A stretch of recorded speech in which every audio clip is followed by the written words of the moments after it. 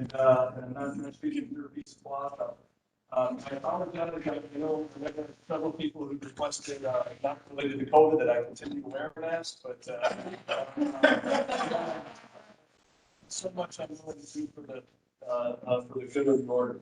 I'm going to be going through a few slides this morning that talk about the village, primarily from a financial and a development perspective. I would say that, feel free to interject with any questions that you might have, and I'll try to answer them as we go along. And if there are any of you who are participating online, if you want to put any questions in the chat, we'll let me know about those, and we can try to respond to those. So we'll talk about the financial foundation of the village, where we stand in terms of revenues, expenses, fund balance, and things like that I think are obviously important to decisions going forward. For the business community here, we'll talk about some of the growth that's been taking place in the village, and what might be coming down the pipeline here. And then I'm going to touch base a little bit on the planning effort that we have going on in the village. First of all, I'll start talking about our stable tax rate. And over the years, the feedback both in Germantown and other places that I've worked, especially from the business community, but also from residents, is that what's really important is low taxes, but also predictability and stability within taxes. That there's not major spikes up and down, but that as households and as businesses, that you know what to plan for, that you know what to expect going forward in the future. And I think Germantown and the overlapping taxing jurisdictions have done a good job of managing that. And you can see that for the past 10 years or so, the combined tax rate has remained pretty stable in the $16 to $18 per thousand of assessed value range. The village portion of this is shown in the kind of green, the second bar up. So if you look at 2021 tax rate, the village portion was $4.98. That's the second largest component. The largest component is the school district at $8.46, and then we have the county at $2.27, and the MATC Milwaukee Area Technical College at $1.84. So when you're paying your tax bill, when you're sending that in, about a quarter of it, a little bit more, 30%, goes to the village. The remainder goes to the other taxing jurisdictions. We've kept a pretty stable and affordable tax burden overall for the community. You can see that the tax levy itself is the bar portion of this graph, and then the property tax levy refers to the total dollar amount that we collect each year. So you can see that the village collected in 2021 a little bit under $14 million in property taxes from Germantown. That was up slightly from 2020. The line here is, I think, to try to get an understanding of the affordability of property taxes. We look at how that's changing as a percent of income, people's ability to pay. So you can see that it went up a little bit as far as property taxes as a percent of income when we were going through the Great Recession 5 to 10 years ago. It peaked at about 1.6%, and now we've stabilized at about 1.5% of personal income per capita in the village goes to property taxes. So it's a fairly small portion, and what would appear, from the metrics or comparing to other communities, to be a pretty stable level of property taxes. So where does that money go at the village, the $14 million? Well, not shown on this slide is debt service. About $3 million out of that $14 million goes to pay off general obligation bonds that the village has issued over the years for everything from the facility that you're in, the library, We actually made the last payment on the library here a couple of months ago, but also public works facilities, and the biggest component will be roads. We spend about $1.5 million a year on road replacement, and we do borrow for that, so that debt service comes out of the property tax levy. The remaining $10 to $11 million goes for operating expenses, and the print here is a little bit tough to read, kind of an eye test for you. But if you look on the right side, the green component is public safety, police and fire, and that's about half of the property tax levy each year goes to pay for our first responders. The police officers, firefighters, their salaries, equipment, supplies, materials, et cetera. About 25% goes for public works, and that's snow plowing, street repairs and maintenance, mowing, tree maintenance, all of those activities under public works, and that's about 25% of your property tax bill related to the village goes to fund those services. And then 17% goes, and this is listed as recreation and education.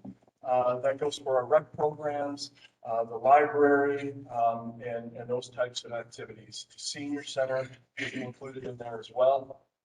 And then the remaining 10% or so, 9%, I think, if we add it up here, goes for general administration, things like the village board, the clerk's function, running elections, those types of activities, and then 2% goes for development purposes, basically managing permits and administration, planning, those types of activities. So one of the things that I think should give businesses and residents confidence that the village board and staff are doing a good job of managing the finances of village government is looking at our fund balance. And to put this, there's a little, my area of education and background is in financial management and accounting.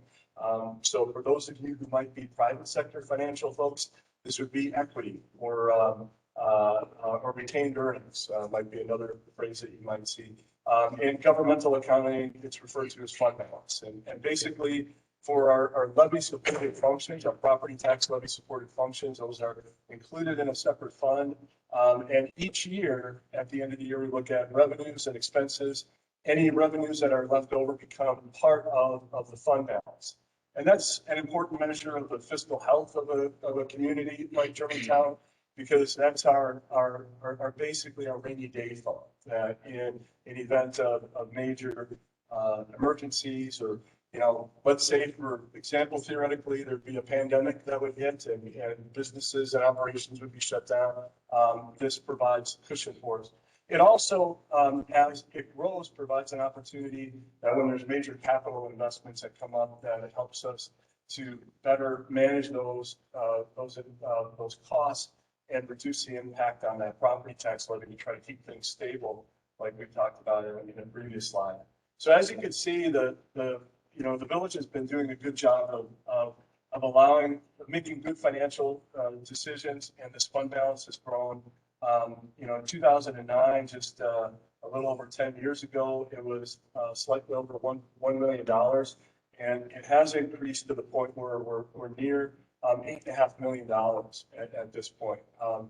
That provides a good source of stability, and I think that as the village board is looking at some major capital needs going forward, like a new public works facility, a new police station, some investments that are going to need to be made over the next 5 to 10 years, this will give the village board some flexibility in trying to keep that from really hitting residents' pocketbooks too hard. And speaking of that, we've got a slide here that shows that our debt has been fairly stable, but has been going up to some extent here recently. You can see that we're well under $2,500 in debt per capita, which is a benchmark a lot of communities in our area use as an area, as a measure of how sustainable the debt levels are. That has gone up some over the past few years as the village board has increased investments in roads and infrastructure. A lot of the roads that were built when Germantown was growing very rapidly in the 70s and 80s are starting to come to the end of their useful lives, and we've been increasing the amount that we've been investing in road replacements. So just a couple of items here to touch base on in this past year. And I'm going to turn the presentation over to President Walter to talk about what's coming up in the future. But this was a challenging year for the village, like it was for businesses and residents. Like many of you, we saw revenue impacts. We saw shortfalls in revenues that we were expecting, close to $1 million from areas like hotel motel taxes, recreation programs, ambulance fees, interest earnings, and a variety of other things. And we had to adjust to that. Like businesses, unlike the federal government, we're more like a business than we are like the federal government. I suppose we could try printing our own money like they do in Washington, but I think that'd be frowned upon. So we had to make adjustments. We reduced some of our temporary seasonal staffing in the recreation programs. We held several positions vacant to try to achieve some savings. We delayed some seal coating and crack filling of roads to try to adjust, and we pushed back some equipment purchases to make sure we kept our budget balanced. And while we're still going through some of our year-end close activities, it looks like we've achieved that. We're going to end the year with a budget balance, and even through all the difficulties, not have to dip into that fund balance, those reserves. And then going forward, speaking of the federal government, you may have heard about the American Rescue Plan and the funds that are available. There's programs for individuals, there's programs for businesses. There also is funding that's been made available to local governments. And we expect to receive just a little bit under $2 million over the next 2 years from the federal government. And we're starting to work through, staff is starting to work through with the village board on how we might use that, what it could potentially be used for. There are some guidelines that we have to follow. We can use it to basically restore operations, restore funding that was lost due to revenue losses that we experienced, and a variety of other things, both in terms of helping residents and businesses who experience negative impacts from COVID, as well as and actually water or sewer infrastructure investments are all possibilities for that. So those are some things that I'll be working on with staff and with the village board over the next few months to develop a plan on that. So with that, I am going to ask President Walter to take over the rest of the presentation and talk about some of the growth that we've seen and some of the things we can expect going forward. Just the arrow. All right, good morning, everybody. Sorry, I'm a little bit late. For some reason, I thought it started at 8 o'clock, and it must have started at 7:30. So I apologize for that, but we made it, so I'm here for the presentation part. So lucky day. Already used my break of the day for the day already. But Germantown's always been fortunate in regards to growth and potential going forward. Even in 2008, we had experienced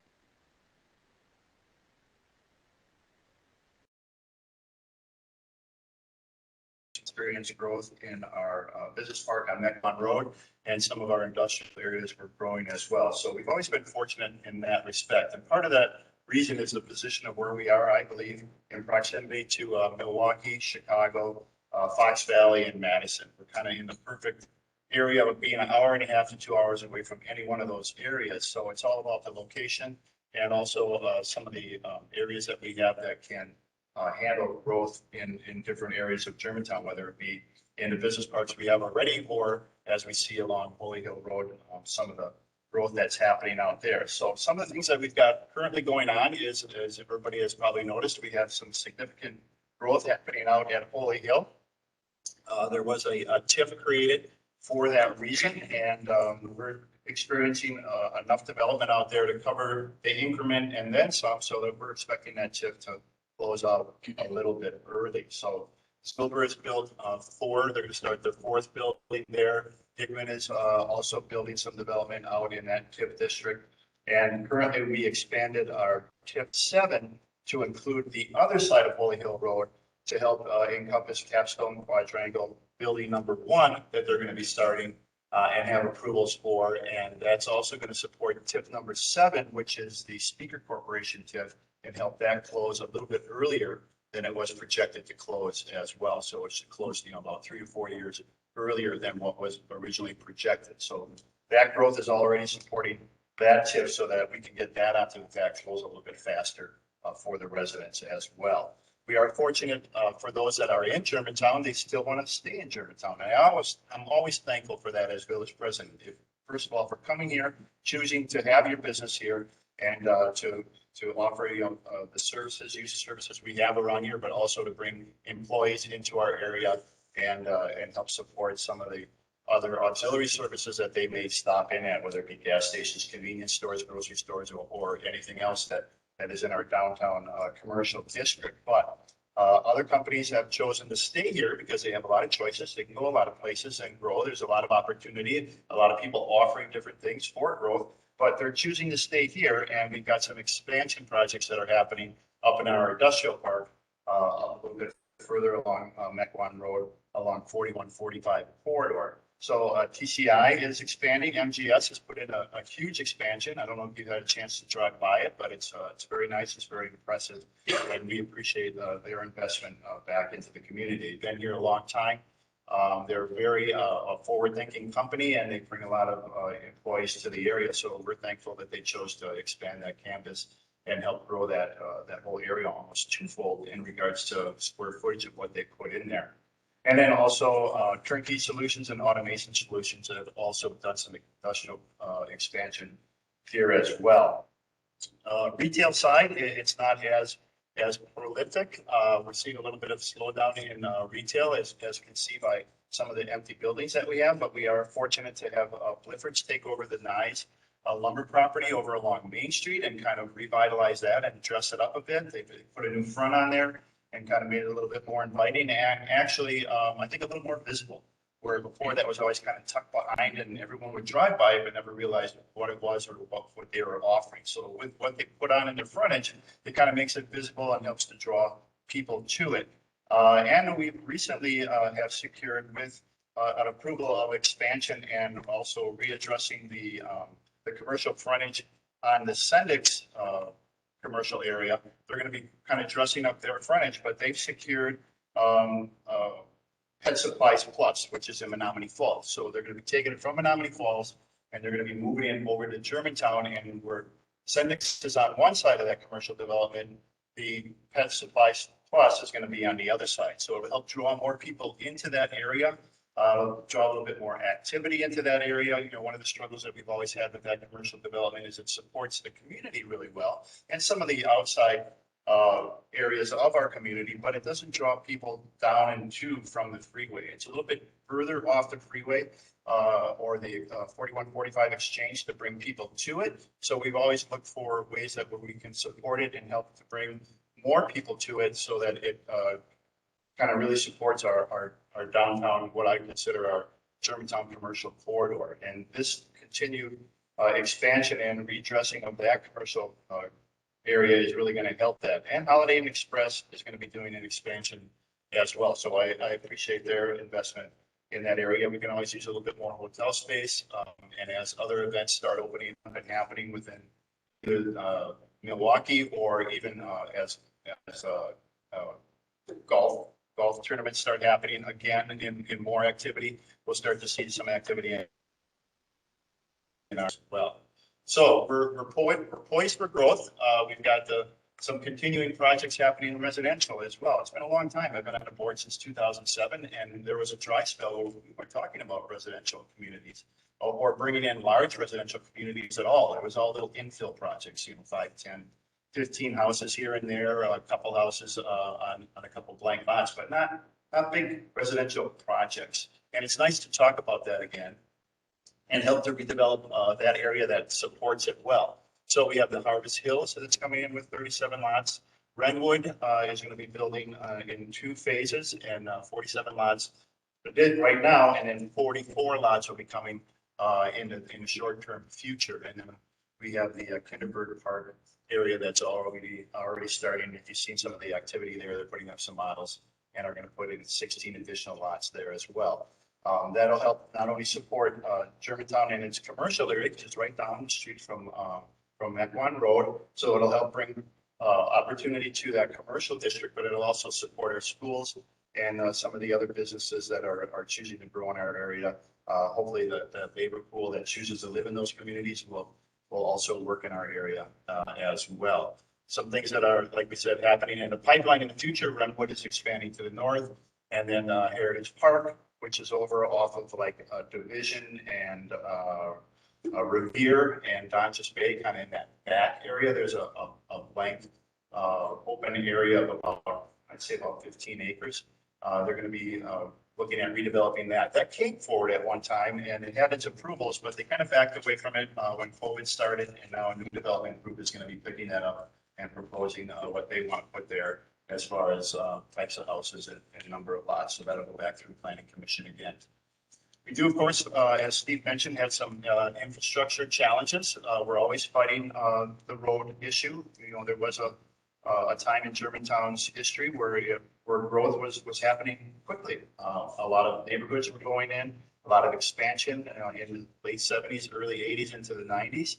And now we're playing some catch up with that infrastructure to try to help support it and make sure that it's maintained and kept in well order for everybody that lives here and uses it on a regular basis. So roads are always an issue. We've got some increasing traffic because of how we're growing our industrial area, and we'll also see some additional traffic as our residential area expands. And what we're trying to do to help benefit that and offset that and add to the quality of life for the residents that come here is we're looking for ways to connect different communities or groups of communities together and create a pathway through Germantown. When we developed the brownfield that was right off of Main Street with the Saxony Village development, we were able to take advantage of an EPA grant that came in and kind of looked at Germantown as a whole and how we could make some connectivity for residents, residential recreational paths, or paths where you can do biking or some low-key recreational walking. And they charted a nice plan for us that we could follow. And now, of course, it's always nice to have the plan, and it's always different to try to implement that. We're stuck in a time where we were talking about it a lot, but we weren't doing anything about it. So with that plan in place now, we're able to do that pathway connection a little bit more in a planned way where it starts to make sense. And our first real starting point for that was when we re-expanded, or actually kind of added to TIF 7 with the Capstone development. We put in place, as part of that TIF investment, part of that pathway that's going to be happening up there. There is a low recreational pathway that's supposed to be happening off of Goldendale Road and kind of goes behind where there's some fields and a creek that runs back there. And then it's supposed to connect up to Holy Hill Road, go down Holy Hill Road, and then connect up to 145. So with that TIF money, we're going to support that and actually put that pathway in. So it gives it a starting point and starts to point other areas of the village in that direction. So we're actually going to put in place that plan and start to make those connections happen for that recreational path. We're all familiar with what Menominee Falls and Waukesha County has with their bug line. I don't know if you've ever traveled. It's very nice. It's a very nice path. We're looking at ways to do that within our own community, and hopefully in the short-term future, possibly run connections over to the bug line as well. So it makes it even further, or depending on where you are in the village, you can take it from one way to the other. There's always a struggle with stormwater management as growth occurs. You have more water running off either new roads, new development, or new streets. You're putting in a lot of retention ponds to help manage that, but we also have a lot of retention ponds that are at a stage of needing to be readdressed. So that's quite an investment of how that occurs and how that gets covered. So we're looking into that to see not only how we have to cover our own retention ponds that we're responsible for in our business parks and in the areas that our municipal buildings are on, but how we can get some of the other retention ponds that are in residential areas redone and re-supported so that they're actually doing what they're supposed to be doing. What happens is, sorry.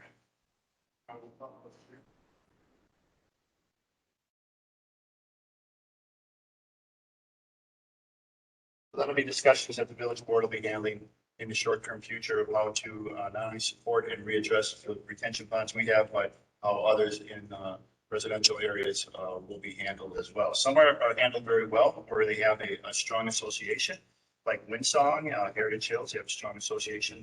They have monies available, but there are other retention ponds in other neighborhoods that aren't supported as well or don't have an association behind it to help support it.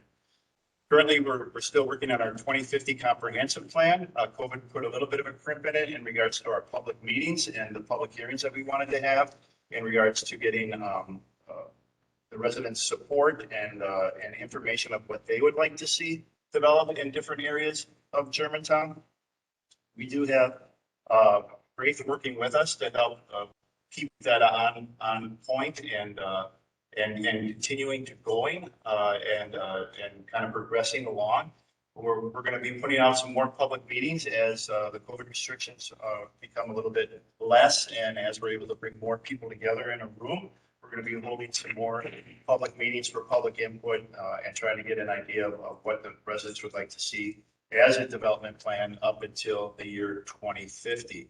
Currently, we do have a interactive land use map on our website, and there's also what's called social pinpoint, which allows people to come in and put pins in the map and give suggestions of what they'd like to see there, or tag photos to it, or say, you know what, I don't like the development that's happening here. I'd really like to see something more like this. So it allows people to go in and put those types of comments in that are gathered and put into the plan as a whole and looked at as possibilities. But you have to bring people to it. And it's hard always to get people to log into a website. Everybody's online as it is all day long. Sometimes they don't want to go home and be online too. So I understand that, but it is available for those that want to interact and give us those types of comments. But I think it's important that we open up more public meetings so that people can come in and hear from us exactly what our plan is or what we're trying to project for a certain area. And they can give us our feedback to us to say, if we like that, or we really think it should be something else. Because it will be the plan that we will follow up until 2050. And we're hoping to vote on it later this year. But if additional meetings are needed and we need to delay that a little bit, I think it's important enough to have public input and have that feeling that they're part of it, so that if it needs to be delayed, it can. But right now, we are looking to have that approved in the fall of 2021. But we'll see how it goes with our additional public input meetings. But that's part of my presentation that I have. You know, Germantown is really doing a great job in regards to supporting its residents. We're looking for opportunities of growth, and I think we're taking advantage of those that make sense to us. But I don't take credit for that. I always give it back to the residents. Our community is very strong in volunteer strength in regards to always having to support the types of events that we have and the different types of requests that we make of them. So Germantown is strong because of not because of its village board, but I think it's strong because of the staff that is dedicated to it and the residents that live here. I always appreciate their feedback, and I ask for it every time that I've been. That as a title, I regard that as service. I'm here as a servant. How can I help you? What can I do for you? I'm the conduit between the residents and the staff, and we bring your ideas to them, and we try to make decisions based on your input. So my day-to-day here is always thought of a service position. What can I do? How can I help? You know, what can I make myself available to support? And that's how I always look at it. Any questions? Yes, sir. Yes, sir. Has there been any consideration given to reopening the discussion regarding providing water and sewer to the village of Michigan? There is still ongoing discussion. We haven't closed that door. And I think where it comes to now and the further discussion should go forward on is the timing of it. I think that some of the village board feel that, you know, we've put in an investment up in that area and we'd like to see Germantown benefit from that up to a certain point before we make Ridgefield across the freeway there a competitor of regards to that and have that availability of infrastructure too. That's not my opinion, but it is on the boards. Some of the members closed the door with them. In fact, we've expanded the base of that water tower so that if it needed to be raised, it still can with some expense. But it has enough base to it and it's been built strong enough to support that without having to put that additional cost. So with that thought in place, I don't see that as a closed door. And the board voted in favor of that, so I don't think they see it as a completely closed door either. But I think we're still trying to get a sense of timing from Ridgefield as to when they really need it and what is a long-term agreement of how that works out in regards to cost of and infrastructure enhancements, because we would have to take more of that flow. And we have some struggles with our lift stations right now, and we need ways to support it for our possible growth. And if we put that on top of it, we need to see what cost that is in regards to building it out a little bit more to support whatever flow comes out of that area. So it's not a closed door, and I know Steve kind of talks to them on occasion. But with new members of the board now, that could be reapproached in the short term and see where it goes from there. Other questions? Yes, sir. There interactive map or showing your plans for redoing streets. I know the vision is in bad shape over here. Is that on the village website or? I don't think it's marked on the village website. And if it is, it might be 2022. As far as being rebuilt, from some of the projects that we didn't do in 2020 because of COVID and trying to support where our revenues were going to fall off, we have some extra monies available. Looking at it at the vision as a project within the next couple of years. With that, then we would continue the sidewalk as part of our pathway initiative, where there are some areas of sidewalk that need to be connected there. There's probably 4 lots that need to cross from Wendy Lane up to County Line, right by the Venice area. There starts a sidewalk, and then just north of, what is it, the Dolly? Yeah, it kind of stops. So we want to continue that. But I think it's being looked at in the next couple of years to redo and kind of enhance that road, because it is more heavily traveled. Even the time that I lived here, and then we built our house over in that area in 1995, and the traffic was nothing at that point. And now, you know, every time I head out to work, I probably wait for 8 or 10 cars coming in one direction or the other. So it is more a heavily traveled road. It's a nice road to get from County Line to Mequon to quickly. But when we look at that, we'll look at kind of how that road needs to be built out a little bit, and then how the pathways can be enhanced, and hopefully even that what we call Jefferson Ditch, which we need to change that name, and see how we can maybe bring some people to using that area, because I think that's a nice preserve area and kind of a nice recreational area that we could expand on as well. So, because I agree with you, it's. You putting a stoplight on there for you?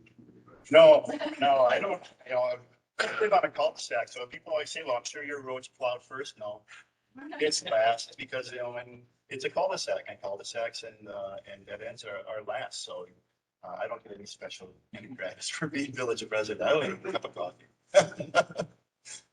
Yes. Looking at strictly residential growth, do you have an idea of what the increased household population is offhand? I don't want to jump spot if you.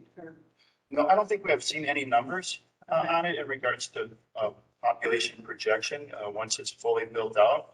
But if you went to per household and the number of children normally that are per household, you'd probably look at, 3 to 4 per. But you also have in some of those areas, you have empty nesters that are kind of replacing some of those that they have. So it's hard to put that projection on every house that's going to be built out. But I would say within the next 5 years, I mean, we just went over 20,000. I think we're just over 20,000 in population. It would probably start getting up to, the 21,000 to 22,000 range within the next 5 years would be my hope. And I guess the better question should have been households, maybe Mhm. not population. But yeah, that's good to know. And it'll help support the schools as well. They've seen some reduction in regards to participants, number of students. So we're hoping that will draw in some families and help support the schools initiative and what they've done in the last couple of years to help build out their areas. Yes, sir. So,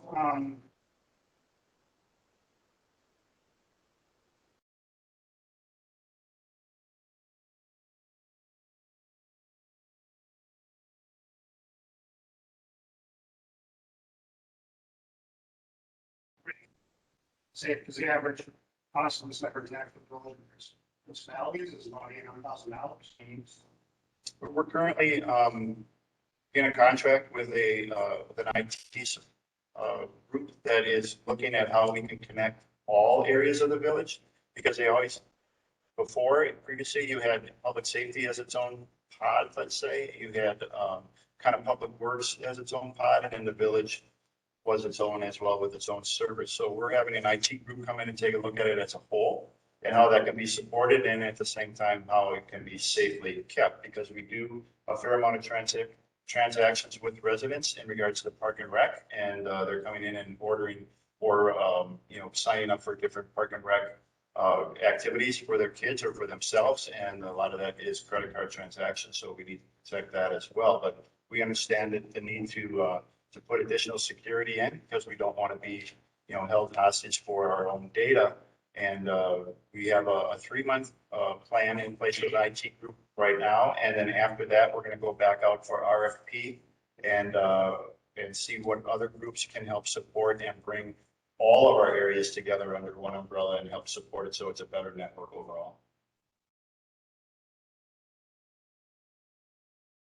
The only other thing that I would add, and you saw Steve's plan and the financial part, and Germantown, like I said, has always been fortunate in regards to the timing of when things happen, and we were very fortunate when Steve came on board for us. He brings a very well-developed back in the financial area, and I don't know if we would have survived or have come out of the pandemic in regards to our revenues versus our expenditures if Steve wouldn't have been on board. He was on top of it right away. He proposed a plan right away and helped the board to make some decisions in regards to how to institute that plan. And as we look at our year end in 2020, where we thought we would have some deficit where we never want to be, and how we could support that with our reserves possibly, it turns out that we're still going to come out as a surplus, not the surplus that we've seen before because of development that's happened in our area. And it's not a surplus in regards to overtaxation. It's a surplus of unforeseen revenues, whether it be in development permits or something like that. And we're still going to come out with somewhat of a surplus. So I appreciate Steve's leadership there and the way that he brought us through that pandemic and the way that it helped us.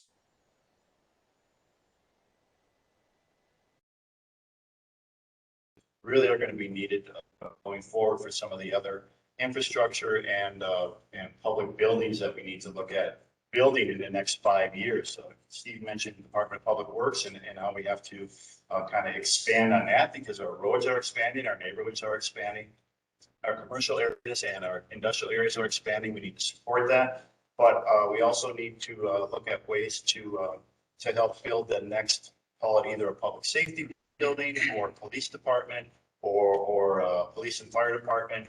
Because of that expansion, you have to look at where that next placement is. And those types of buildings, they don't come in cheap. but we need to find a way that where we can support it, we can finance it, but at the same time, not make it a burden for the residents or put it on the levy and help spread that across. Sorry, I don't need to hear that, but I do appreciate your leadership. Yes, sir. When, as the Holy Hill area develops, subdivision there, the industrial subdivision, we're gonna have to redo Holy Hill Road, obviously. Is that paid for as part of the TIF? the part that is right through the TIF part, like from the 4145, probably up until Goldendale, that part is supported, but then as you start heading down towards 145, that part is not. But we're looking at ways to help bring some of the money forward, that support out of TIF 7, because there will be some additional truck traffic going through that area, and we can maybe look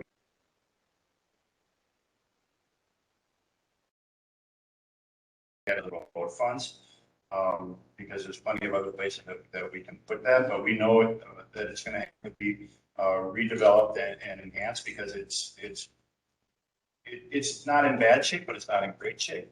But when you start looking at and projecting out of how that road needs to be improved, then you really need to start looking at where the 5 corners is and how can we improve that area, so it's a little bit more of a safe intersection to go through. And the 5 corners, for me, when I talk about that, is in the old Germantown development at Dines, where Maple Road, 145, and Holy Hill kind of all come together, and you don't know which way you should be looking or who has to stop to go through it. So that intersection is going to need some enhancements, as well as Holy Hill gets redeveloped. Other questions? Well, I appreciate your time. I appreciate you coming in and allowing us to present this information to you. But if there is any other questions that happen to come up after you leave here or anytime, you can either reach out to myself. My contact information is available on the website, or you can reach out to Steve as well. And we're more than willing to answer your questions and help get you answers on whatever it may be or whatever concerns you may have. So thank you so much. Appreciate you.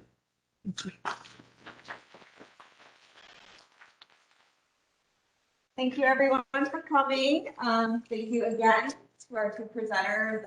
The village has been nothing but supportive of all the chamber initiatives and things we've been going through, and we very much appreciate that help and hard work. And thank you guys for coming. Have a great day. Thanks so much. Yeah. Yeah, for sure. Yeah. Thank you. I think we might have another. Well, I need you to.